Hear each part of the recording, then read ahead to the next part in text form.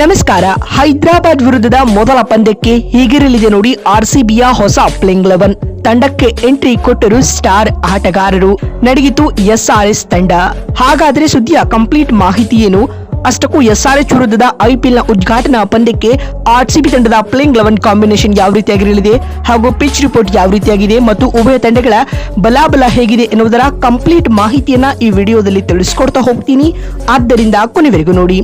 ಆದ್ರೆ ಅದಕ್ಕಿಂತಲೂ ಮುನ್ನ ನೀವು ಕೂಡ ಆರ್ಸಿಬಿ ತಂಡದ ಅಪ್ಪಟ ಅಭಿಮಾನಿಗಳಾಗಿದ್ರೆ ಈ ಕೂಡಲೇ ವಿಡಿಯೋಗೊಂದು ಲೈಕ್ ಮಾಡಿ ಮತ್ತು ನಮ್ಮ ಚಾನೆಲ್ಗೊಂದು ಸಬ್ಸ್ಕ್ರೈಬ್ ಮಾಡಿ. ಅದೇ ರೀತಿ ಈ ಬಾರಿಯೂ ಆರ್ಸಿಬಿ ಕಪ್ ಗೆಲ್ಲೋದಾದ್ರೆ ಈ ಸಲ ಕಪ್ ನಮ್ದೆ ಅಂತ ಕಾಮೆಂಟ್ ಮಾಡಿ. ಹೌದು, 19ನೇ ಎಡಿಷನ್ ನ ಐಪಿಎಲ್ ಗಾಗಿ ವೇದಿಕೆ ಸಿದ್ಧವಾಗಿದೆ. ಇನ್ನೆರಡು ದಿನಗಳಲ್ಲಿ ಅಂದ್ರೆ ಮಾರ್ಚ್ 18ರಿಂದ ಈ ಚುಟುಕು ಮಹಾ ಸಮರವು ಆರಂಭಗೊಳ್ಳಲಿದೆ.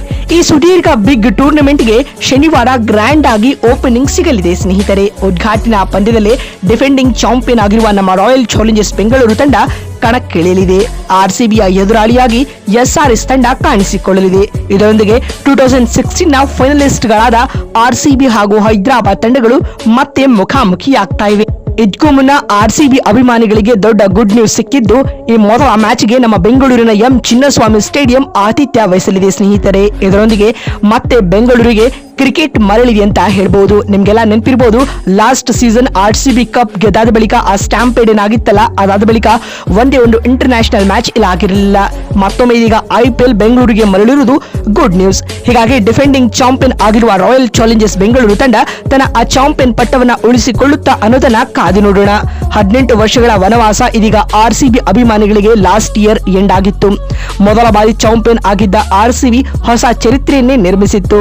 ಇದೀಗ ಅದೇ ಇತಿಹಾಸದ ಹಾದಿಯಲ್ಲಿ ಮತ್ತೆ ಮುನ್ನುಗ್ಗಲು ಆರ್ಸಿಬಿಯ ರೆಡ್ ಆರ್ಮಿ ಎದುರು ನೋಡುತ್ತಿದೆ. ಇನ್ನು ಪ್ರತಿ ವರ್ಷದಂತೆ ಈ ಬಾರಿಯೂ ಕೂಡ ಆರ್ಸಿಬಿ ತನ್ನ ಅನ್ಬಾಕ್ಸ್ ಇವೆಂಟ್ ಅನ್ನ ಇಟ್ಕೊಳ್ಳುತ್ತೆ ಎಂದು ಎಲ್ಲರೂ ಎಕ್ಸ್ಪೆಕ್ಟ್ ಮಾಡಿದ್ರು. ಅದ್ಯಾಗೂ ಆರ್ಸಿಬಿ ಈ ಬಾರಿ ಅದನ್ನ ಮಾಡ್ತಾ ಇಲ್ಲ. ಬದಲಾಗಿ ಗ್ರ್ಯಾಂಡ್ ಓಪನಿಂಗ್ ಸೆರೆಮನಿ ಕೂಡ ನಡೀತಾ ಇಲ್ಲ. ನೇರವಾಗಿ ಮಾರ್ಚ್ 28ರಂದು ಆರ್ಸಿಬಿ ಹಾಗೂ ಹೈದರಾಬಾದ್ ನಡುವಿನ ಬಿಗ್ ಆಕ್ಷನ್ ಸ್ಟಾರ್ಟ್ ಆಗಲಿದೆ. ಇದಕ್ಕೂ ಮುನ್ನ ಈ ಪಂದ್ಯದ ಬಗ್ಗೆ ಕೆಲ ಮೇಜರ್ ಅಪ್ಡೇಟ್ ಗಳಿವೆ, ಬನ್ನಿ ನೋಡ್ಕೊಂಡು ಬೇಡ.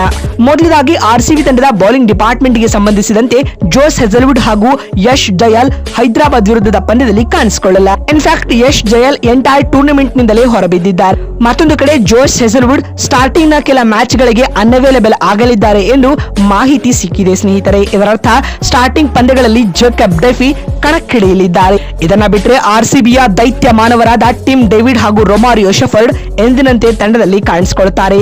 ಮತ್ತೊಂದು ಕಡೆ ವಿಕೆಟ್ ಕೀಪರ್ ಹಾಗೂ ಫಿನಿಶರ್ ಆಗಿ ಜಿತೇಶ್ ಶರ್ಮಾ ಕೂಡ ರೆಸ್ಪಾನ್ಸಿಬಲ್ ಇನ್ನಿಂಗ್ಸ್ ಅನ್ನ ಆಡ್ತಾ ಇದ್ದಾರೆ. ಅದಲ್ಲದೆ ವೆಂಕಟೇಶ್ ಅಯ್ಯರ್ ಕೂಡ ತಂಡಕ್ಕೆ ಎಂಟ್ರಿ ಕೊಟ್ಟಿರುವುದು ಆನೆ ಬಲ ತಂದಂತಾಗಿದೆ. ಅದ್ಯಾಗೂ ಅವರಿಗೆ ಪ್ಲೇಯಿಂಗ್ 11 ನಲ್ಲಿ ಚಾನ್ಸ್ ಸಿಗೋದೇ ಡೌಟ್ ಆಗಿದೆ.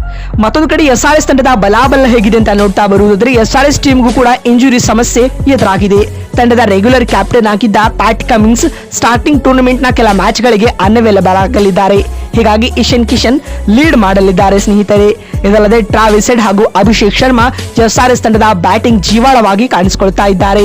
ಇದಲ್ಲದೆ ಇವರ ಬೌಲಿಂಗ್ ತುಂಬಾ ವೀಕ್ ಆಗಿದೆ ಅಂತಾನೆ ಹೇಳಬಹುದು ಸ್ನೇಹಿತರೆ. ಬ್ಯಾಟಿಂಗ್ ನಲ್ಲಿ 300+ ಮೊತ್ತ ಕಲೆ ಹಾಕಿದ್ರು ಕೂಡ ಬೌಲರ್ ಅದನ್ನ ಡಿಫೆಂಡ್ ಮಾಡ್ಕೊಳ್ತಾರೆ ಅನ್ನೋ ಕಾನ್ಫಿಡೆನ್ಸ್ ಸ್ವತಃ ಕ್ಯಾಪ್ಟನ್ ಗೂ ಕೂಡ ಇಲ್ಲ ಅಂತಾನೆ ಹೇಳಬಹುದು.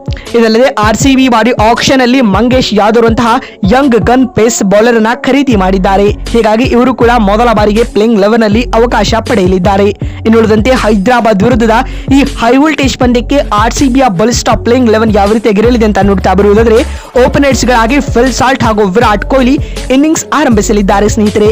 ಲಾಸ್ಟ್ ಸೀಸನ್ ಇವರು ಯಾವ ರೀತಿಯ ಮ್ಯಾಜಿಕ್ ಮಾಡಿದ್ರು ಅನ್ನೋದನ್ನ ಆರ್ಸಿಬಿ ಅಭಿಮಾನಿಗಳು ಮರೆಯೋಲ್ಲ. ಅಟ್ ನಂಬರ್ 3 ನಲ್ಲಿ ನಮ್ಮ ಕನ್ನಡಿಗ ಡಿಡಿಪಿ ಡೇವಿಡ್ ಪಡಿಕಲ್ಗೆ ಚಾನ್ಸ್ ಸಿಗಲಿದೆ. ಇವರಿಗೆ ಈ ಲಾಸ್ಟ್ ಸೀಸನ್ ಡೊಮೆಸ್ಟಿಕ್ ಸೀಸನ್ ಅದ್ಭುತವಾಗಿತ್ತು. ಅಟ್ ನಂಬರ್ 4 ರಜತ್ ಪಾಟಿದಾರ್ ಕಾಣಿಸಿಕೊಂಡರೆ 5 wicket keeper cum batsman Tilak Varma, 6 Tim David, 7 Romario Shepherd, number 8 ರವರೆಗೂ ಕೃಣಾಲ್ ಪಾಂಡ್ಯ ಆಡಲಿದ್ದಾರೆ.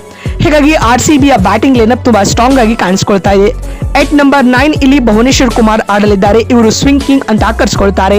ಎಟ್ ನಂಬರ್ 6 ಮಂಗೇಶ್ ಯಾದವ್ ಹಾಗೂ 11ನೇ ಮತ್ತು ಅಂತಿಮ ಸ್ಲಾಟ್ ನಲ್ಲಿ 4ನೇ ಫಾರಿನ್ ಆಟಗಾರರಾಗಿ ಜೇಕಬ್ ಡೆಫಿಗೆ ಚಾನ್ಸ್ ಸಿಗುತ್ತೆ.